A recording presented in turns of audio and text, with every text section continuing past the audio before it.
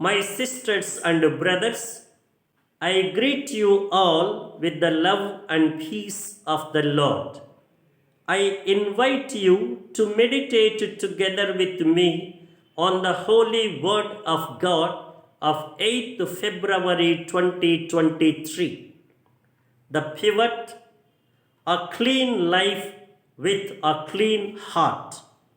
The indicative of our reflection, we received life from God, and so our life contains this divineness. Whenever our life lacks this divine aspect, it is against the very nature of life itself and a breach against God Himself. God breathed into us the breath of life, and thus we live.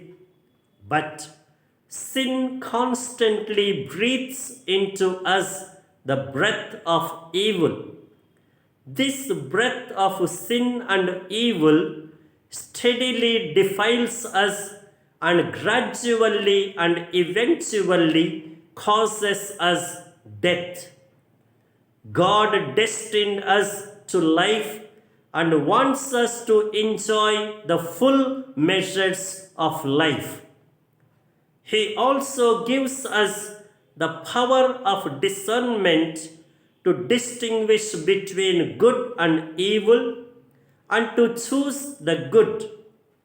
Sin obscures this inner power and diminishes its sharpness through constantly breathing into our hearts vibrations of evil. These are emitted into evil thoughts, words, and actions. Thus, inner defilement of the heart by sin causes a steady rupture and ruin of the beauty of life. The inner defilement is not merely a matter of good or bad thoughts and intentions. Rather, it is the whole question of retaining and remaining faithful to that original purity and dignity. It is a matter of thwarting the very design of the Creator. The more we allow ourselves to be defiled, the more we become vulnerable to the power, influence, control, and possession of evil. Like poison, it spills and spreads on to the external speech and action and vitiates them.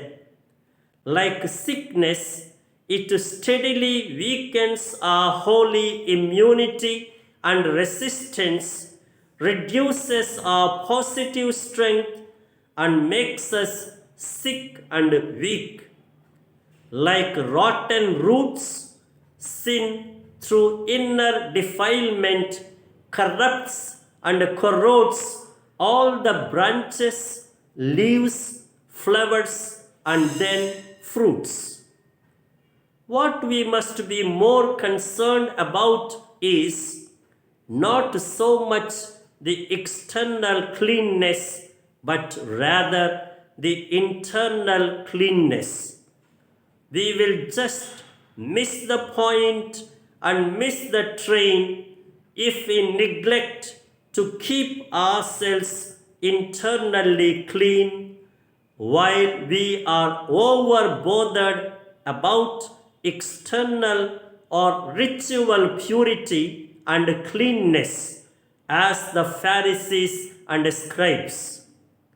And now the imperative for our life in a world that is over concerned and overridden by the externals and appearances, we must rediscover and reinstate the value and urgency of the interior purity and a clean heart.